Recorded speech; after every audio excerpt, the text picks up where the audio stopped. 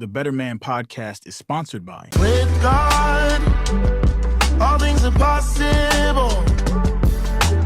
With God, all things are possible. There's nothing I can do when I'm with you. The BetterMan podcast is sponsored by Aroga Drive. Drive is the only natural product that provides sustained energy and helps boost your mood. Check out betterman-drive.com. Anything else that we do or anything else that we pursue will leave us brokenhearted and empty.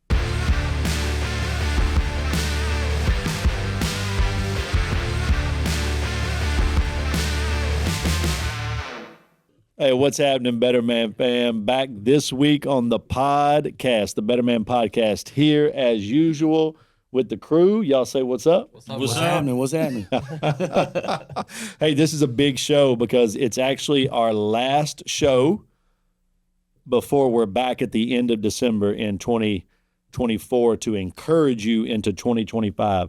After this week, we're going to jump into our archives. We're going to play something off the greatest hits. If you had to listen to one greatest hits album, which one would it be? Ooh, boy.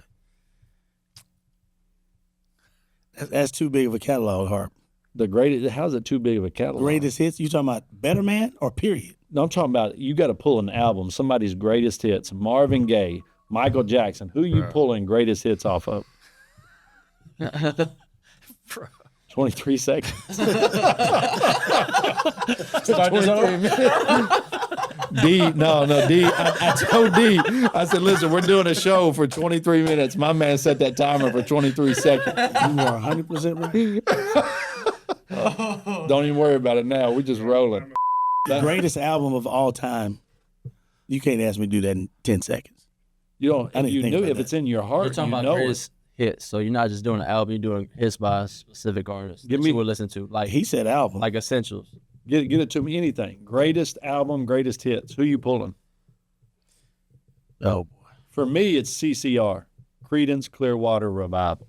I know. Guys were killers. Yeah. Killers. Band out of California, 60s and 70s. Go with Mint Condition. From who? Me. Yeah, the more that. Pretty brown eyes. You know that song? Yeah. My second would be Boys to Men's greatest hits. Oh yeah, Yep. they great. Boys to Men's greatest hits was I incredible. just want to change it up a little bit, or Yeah. Frankie Beverly and Maze. Bro, I like a lot of music. Backstreet Boys. Heck no. I remember Backstreet Boy. Give me some Jodeci. Boy. Give me some Jodeci. Jodeci's greatest hits. Jodeci. Lady. great. Oh, yeah. Man, Man, where I you love going Jodeci. with? I do Coldplay. Coldplay's mine. That's a very manly answer, I think. That's it, man. That's it. That's all I got. It was either It's either Coldplay that or 98 Queen. Degrees. It's either that or Queen. Queen. Hey, Queen's greatest Hey, man. hits.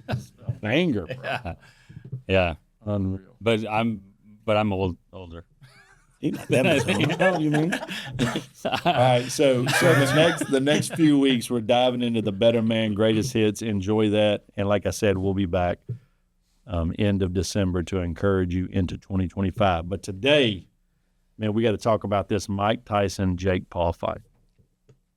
First reactions from watching the fight, other than it buffering and shutting down half the time. I'm so mad at Netflix right now. Oh, yeah. They need to give me my $14.99 back. Come on, Netflix. First reactions from the fight. First reaction, not from the fight, but thought of the fight, was Mike is going to knock his head off. I didn't watch this show. You didn't watch the fight? I read about it, but I was too busy, man. I've got so much stuff going on, and I was like, you know what, whatever. I thought Mike Tyson was going to take it though, like hands down. And then I found out that wasn't the case. Yeah. So I was actually in Chicago, and I was rushing to get home so I could watch it. They don't have Netflix in Chicago? Yeah, I had it on my phone. My phone was about to die, so I had to get home. But man, I thought it was gonna be more of a fight. I think where I thought it was gonna be like, okay, this is a little bit probably isn't gonna go as I thought it was when Jake Paul came out with that Mike Tyson theme song from Hangover, and then he had the pigeon in the back. My goodness. I'm like, okay, these dudes are clowning. But during the fight, I was like, man, I thought it was gonna be a little bit better. A lot better than what it was, and I was definitely disappointed. Yeah, I think one, reporter summed it up perfectly when he wrote, Mike Tyson had the mobility of a tree. Yeah. Oh, come on, man. You can't. Mike was better than a tree, dog. He wasn't better than a tree, bro. He was a tree in a hurricane. He was moving. He wasn't just no Bro, standing he still wasn't tree. moving. Well, let me tell you. Mike Tyson Bro, wasn't y'all moving. can't That's do the Mike like problem. that. You can't do Mike Listen, like that. my heart's breaking right now. Yeah. Yeah. Why? Mike Tyson's my hero, bro. Mike Tyson Hero. made $20 million. My heart ain't breaking. Listen, Mike Tyson, 58 years old, bro. He's fit. Hey, listen, Mike Tyson's one of my heroes. You know me. I'm a boxer. Grew up like I watched my hero look old. You Like think he looked old. He you old. think you could have Hart. whooped him in that fight? Nah, Yeah, he is old. Mike, take me. I'm soft. Well, Mike will whoop everybody in this room. Sleep. He looked old though, and this is interesting. So I found this interview. He did a couple of interviews before the fights. Yeah. Mike Tyson's crazy. First of all, No doubt. cussing out the 13-year-old. He didn't need to do that. but he did this interview, and this lady was talking to him about his self-esteem. And he said there's a threat to Mike Tyson's legacy. For all the toughness and talent, Tyson's greatest vulnerability has always been his self-esteem, a glitchy operating system shadowed by doubt, right? Getting knocked out by an internet celebrity could crash the mainframe. And this is how Tyson responds to her. You can't come from where I come from and not have low self-esteem. I don't care if you have $1 trillion. It doesn't matter. It haunts you. Your low self-esteem haunts you. His voice trembles while he thinks about the past. I think about it even to this day, Tyson says. Why me? Why the... He says the F word. What the is so special about me? This feeling, he believes, is an unlikely source of inspiration. He says, like me getting this fight, sometimes I might feel like I'm nothing, so let's do this. Let me get this. No matter how great you are, no matter how strong you are. I mean, think about Mike Tyson's life. Youngest heavyweight champion ever. As many women as he ever wanted. As much money as he ever needed. But he still feels like he's not enough. He still feels like he has to prove himself. Where does that come from within a man? It comes from God. We have the God-shaped hole. That's it. It's the God-shaped hole in ourselves. Tim Keller said one time, when you try to fill anything in that hole with anything else that we do or whatever, you're going to be left disappointed. And so, God doesn't ask us to love him or to find our fulfillment in him because he's an egomaniac. It's not like he needs that from us, but he knows that anything else that we do or anything else that we pursue will leave us brokenhearted and empty. And so I think Mike Tyson is, Tom Brady, that famous quote right after you won the Super Bowl, he's like, there's got to be something more beyond this and all that. Same, everybody pursuing these things and chasing after that, they're going to find ultimately no fulfillment. Yeah. It's like dropping a penny into a jar and it just rattles around inside. Anything that we do, any accomplishment will be like that, I think. So what's Tyson? I mean, today, right, he took the fight because he thinks he still needs to prove himself, even at 58 years old. Yeah. He got embarrassed in front of 60 million viewers. It's the largest athletic spectacle ever. 60 million viewers. He got completely embarrassed. He's the butt of every joke for the last week. I mean, literally. Did you see the interview when he walked off and seen nothing but his naked tail? That's real. Yeah, he the butt of all of them. I mean, is he, granted, he got $20 million, Yeah. right? But is he sitting at home chewing on the end of a gun right now? I mean, is that what He it's chewing on something. He said he had a biting fixation. So, Mike, just yeah, you see the way he was biting his glove during the whole fight? That shit was crazy. I'm just saying. But how does he come back from this? I don't see it as a loss for him Okay. because at the end of the day, like, he's had the career that most people strive and chase for their whole entire life. Granted, that quote of him saying, kind of like a self-esteem, like for him, he doesn't feel accomplished. Well, I think we all can sit here at this table and be like, when we reach a certain point where we feel accomplished, then we feel like we're done. And none of us never want to feel like we're done because we're always motivated for the next thing. Yeah. It's not saying don't, be grateful for what you have, but like we are some grinders. We're some go-getters. And sometimes I think I can kind of feel Mike like, man, sometimes I don't think I'm enough, and that drives me to keep going and be more. Obviously I'm young. I'm not 58 years old, you know what I'm saying, yet. But in that case, though, like, it could be a good and a bad thing, right? But sometimes for most people, and I have a bunch of teammates that I play with who've kind of thought that same way, like, man, think a little, not thinking that you accomplished what you wanted to, and not thinking that you're enough, man, really pushes you harder than you think. Yeah. And especially and when you see how it's allowed you to get to the point to where you are now, and it's the only thing you've known, I mean, it's hard to think any differently. And that's good. It's real good. That's why Tyson called it an unlikely inspiration. Yeah. Right. But what Manny said earlier is true. There is this void, and the problem is sometimes enough is never enough. Right? You have to find that balance. I think I shared before. I was reading the founder of Walmart. In his autobiography, he talks about he had a store in every state, so they finally got a store in Alaska, and they had a store in all 50 states. And his wife came to him and said, can we stop now? Is it enough? And he said, just one more. And she said his whole life it was just one more. Yeah. Just one more. Mm-hmm. Because of that hole, because of that void. So I think every man, really, and whether you're Mike Tyson or whether you're just an ordinary cat on the streets, I think every man is trying to find that balance between, man, is this enough? And have I not shortchanged myself? Like, have I not left talents and gifts and opportunities on the table? Right? Because ambition is a funny thing, bro. Like ambition, Bonhoeffer said, is one of the roads that leads to hell. And I believe that. Like ambition can be dangerous. But at the same time, so is not being ambitious. Yeah. Like settling and being lazy and not activating and stepping into what God has for you. Yeah. So every man I think is living in that. Luther called it the tentatio, which was Latin for tension. He said realizing the way things are and realizing what they should be and living in the tension between those things. Yeah. And I think every dude is doing that. Mike Tyson is doing that. Yeah. I just think our desires can be limitless, but everything in us is limited. But we want everything, but we can't physically have everything. Yeah. And so just think about the biggest accomplishment you've ever made in your life. Yeah. How did you feel the moment that accomplishment was over? Dude, I remember, so for years I worked in sales, okay? Yeah. I remember the first time I got a 6-figure commission. I'm not talking about 6-figure salary. Yeah. I'm talking about a 6-figure commission, okay? I remember waiting for that check to hit, right?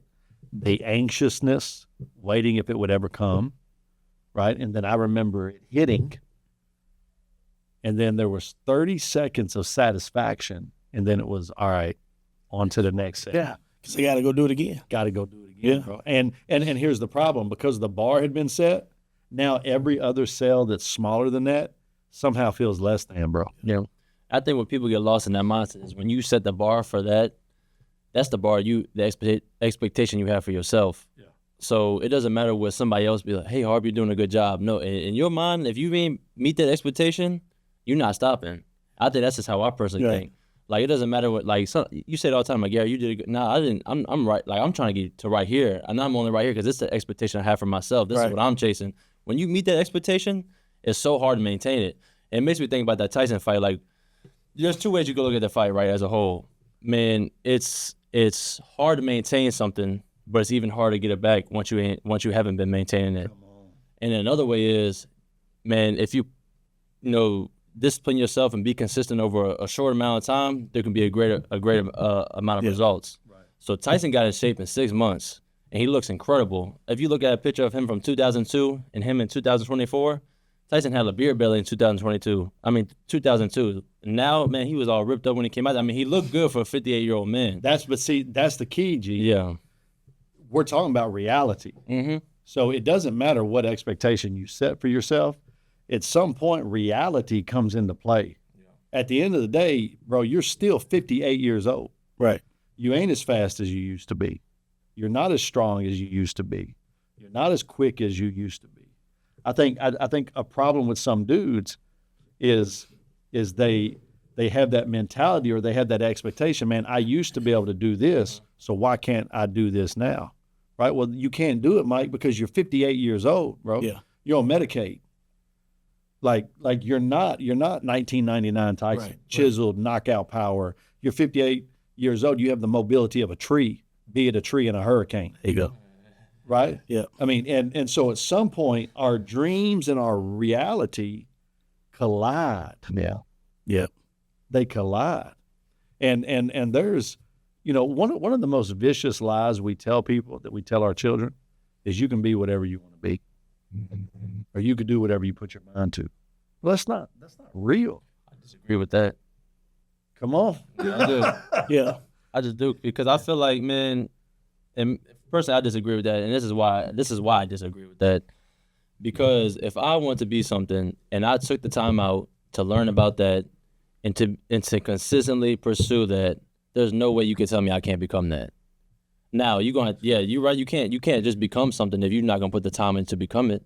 But you're not gonna sit here and tell me I can't become something. I could prove you quicker than you can say that out your mouth. You know what I'm saying? Like, man, that's why I disagree with it. So what about the cat who's 5'4"?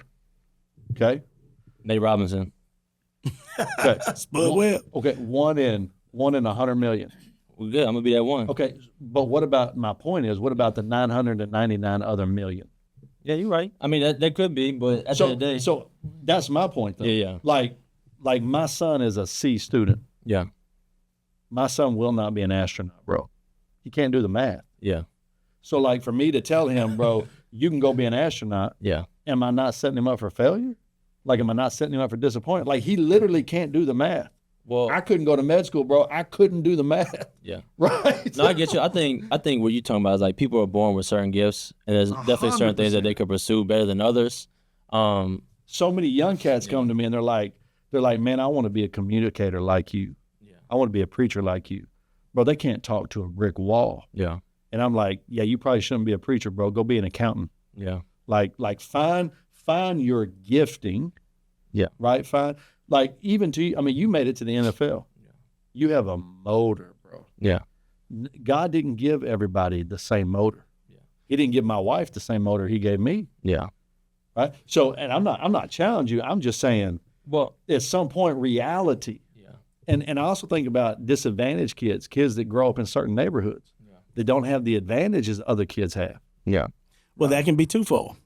Yeah. Because sometimes when you look at that struggle, the struggle may be or may create the discipline to take what it takes to get there. You know what I'm saying? So when I look at a kid who's disadvantaged or disabled or whatever you want to call it, it's not just a disadvantage, it's his own advantage, That's it. right? He turns a disadvantage into advantage. That's Mike Right. Tyson. Mike Yeah. Tyson grew up in the streets, in the Bronx or Brooklyn. He's a Brooklyn Yeah. kid, right? Went to jail 17 times before he was 18. Yeah. Tell me that didn't make him hard as nails, bro. Oh, yeah. yeah. That's why he was a killer. That's why you see him the way he is now. That's why he's eating Yeah. people's ears, bro. He's Yeah. crazy.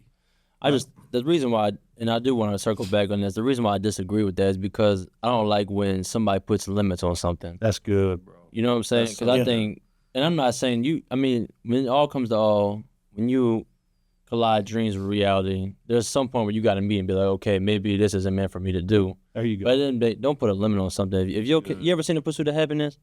Where the little boy was like, I want to be a basketball player, and his dad was like, well, for Will Smith, he was like, well, I wasn't too much of an athlete, so you're probably not going to be that. You should probably try and do something else. And the boy got outside through the basketball, and then Will Smith pulled him aside, was like, look, don't let nobody ever tell you can't do nothing. That's right. At the end of the day, right, we might be dreaming a little bit, but, man, that's okay. Dream until you meet reality. So you talking to the biggest dreamer in the world. Yeah.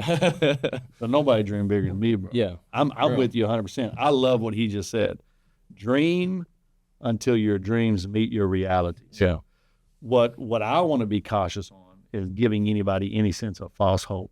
Yeah, but the problem is you don't. I mean, none of us can see the future, and none of us see the potential, one way or the other. So, I mean, my sister's dyslexic, but she became the lead surgeon at this hospital, even though she had an uphill battle to get there. Yeah. And she had people telling her, they were like, listen, you're just not cut out for this. So I think at the end of the day, we have limited perspective. That's good. And so potentially we can limit some individual because we're like, well, we've already decided for that person, it's not possible for you to do that. When God's like, well, it is possible. And certainly if I'm helping them to get there. Sure. And so I think we just have to be, I get what you're saying. I think there are some people that should not do certain things that they're pursuing. Like 58-year-old men box 26-year-old. Well, I mean, obviously he can do it. He can box. He may not be able to win, but he certainly, I mean, if he's like, listen, this is what I need to do. I need to at least give it a shot because this is who I am and this is what I do. Now, you may not be able to win, but you did that. And everybody, and like you had hundreds of millions of people watching you. Yeah. And maybe that's what he really wanted, was to just show he's still relevant. And that's a word. Yeah, in that boxing word, ring. Manny. And so whether or not he wins or not, he got there and he got everybody watching and everybody hyped up about this. And everybody on his side. And everybody on his Very side. few people were pulling for Jake Paul. So I don't know if he lost in that sense. I mean, you know, going in there, he probably knew he was going to lose or win. You know, he probably knew he was going to lose.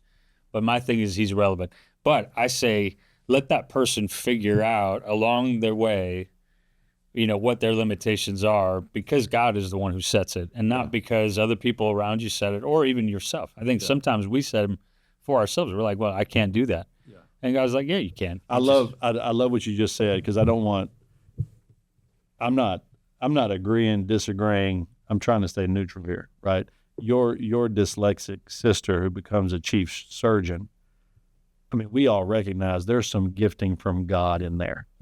Like, even to be a surgeon, God has to reach down and touch your hand. I mean, that's you're talking about less than 0.01% of the people in the world that can have that ability to go into someone and maneuver around organs and literally be an agent of life or death. Nate Robinson, one in billions of athletes under 5'5" that make it to the NBA, right? So man, keep dreaming. Don't let other people limit you. But what my theory is that because those are the stories we tell, we always tell the 1 in the billion story. We always tell of the 60-year-old who becomes a pitcher again, the 58-year-old who goes boxing again. I think if we're not careful, what we can do is emphasize the extraordinary and downplay the ordinary. Yeah. And where you got a lot of guys who maybe weren't tall enough, who maybe weren't smart enough, who maybe weren't fast enough, they begin to feel less than because they're not doing what the world would see as extraordinary things. Right. And I did a podcast this week, and I talked to the guy about, he asked me he said, Harp, what's your purpose in life? Okay. Now listen, I'm not famous by no means. That's the hardest question anybody can ask. Yeah, yeah. And so this, I'm no one, right? I mean, I love you. I'm here with y'all. I'd rather be here than any other place. But I told him, I said, I think my purpose in life is making ordinary sexy again. Yeah. Because for years I wrestled with this, right? I used to think that being average, being ordinary, living an uneventful life meant you were less than. But what I'm starting to learn, bro, I'm an ordinary dude. And my life is pretty uneventful. Like, this podcast is the most eventful thing I'm doing this week, and going to the movies with y'all. Yeah. But what I'm starting to learn is there's abundance in that. Yeah. Okay. There's abundance in that. Like, I don't have to be a CEO. I don't have to be a millionaire. I don't have to be YouTube famous. Like, I can be an everyday, ordinary guy who loves his wife well, who wants to spend time with his kids, man, who went to a subpar college. Yeah. Right. You know, I wear clothes from Target, right? Just an ordinary dude. But there's abundance. I'm starting to find abundance in that. Yeah. My story doesn't have to be made for Hollywood, I guess is what I'm saying. Yeah. And what I think, my opinion, Mike Tyson wanted to have another story made for Hollywood, bro. Yeah. Because of that low self-esteem. Yeah. Because of the God-shaped hole that Manny talked about, that he just can't fill. Yeah. So he's going to keep fighting. He's going to keep getting old, and he's going to keep losing. And I just wonder my thought is, man, what guy out there listening to this right now? He's still out there fighting. Yeah. He's still out there losing. He's still out there getting old, and he still feels less than. And let me be the dude that says, bro, ordinary is okay. Yeah. Ordinary is okay, Yeah. man. Matter of fact, faithfulness is sexy. Yeah. God's not looking for the superstar. God's looking for the faithful dude that gets up every day and just puts one foot in front of the other. Maybe the most extraordinary thing you do this week is love your wife well. Maybe the most extraordinary thing you can do this week is spend time with your kids. Show up for Thanksgiving. Maybe not have as many beers this year as you did last year. Maybe that's the most extraordinary thing you can do this year. Yeah, no doubt. Yeah. I mean, and I think that's the majority of guys in this world, bro.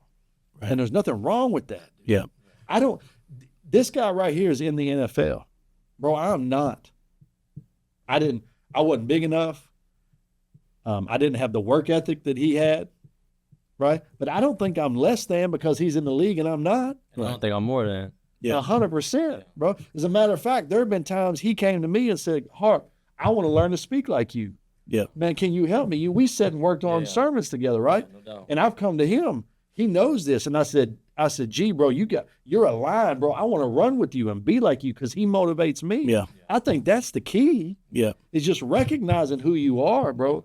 And don't let the world tell you who you That's it. Yeah. or That's label you. it. I think especially young guys or guys who don't know who they are or still trying to figure it out. 'Cause I still feel like I'm trying to figure out myself. Yeah. Yeah. You know what I'm saying? And I feel like sometimes I get caught in the trap of looking at the world and be like, that's who I have to be Yeah. with this platform, with this name to myself. And that's not who I had to be because at the end of the day, I think people don't find peace when they're chasing something with the world is going to say yes, because at some point the world's always going to say no. And if you can't find that peace, bro, you're going to be in a constant downhill battle of trying to please somebody, trying to please something that's just not going to please yourself, you know what I'm saying, or please God, you know what I'm saying? So Yeah. I think at that point you have to view things not from how the world sees it, but how you see it. Yeah. And that's all I was arguing. Really. No, that's good. And the key word there is peace. Yeah. So as you're listening to this podcast, it's Thanksgiving week. Manny, tell them where peace comes from, bro. Peace comes from God, 100%. The only way that we can find peace is when we ask for the Prince of Peace to be the one who heals the sickness that we've got in our lives, in our soul. The sickness that we've got is sin. In the same way that I can't go to a surgeon and say, hey, I've got a tumor inside, I'm gonna take this out on my own. I don't say that. I say, no, I need you to take it out for me. And we can't take our sin, which is robbing us of joy and peace out of our lives. We need for the ultimate surgeon to come and to take it out of us. And he did that when he died on the cross for our sins. And so the way that we have peace is by asking forgiveness for our sins and asking for him to bring that peace into our lives. When we do that, he brings it forevermore. And that's the best message you'll ever hear. I don't care if you're Mike Tyson, Jake Paul, D, Manny, G, Harp. The only place to find that peace is with King Jesus. Man, we hope you're finding that peace this holiday season. We love you. Coming with you, greatest hits, Jodeci in the house, coming with you for Forever, the my lady. next. Check out the greatest hits, and we'll be back towards the end of December to set you up for 2025. We love you. Thank you so much for listening to the show. We'll catch you next time. I just want to say one thing. I didn't think Jake Paul would put the hands on me, but he did. He did. He took me out. Help us improve the Better Man podcast. Fill out the survey in the description below.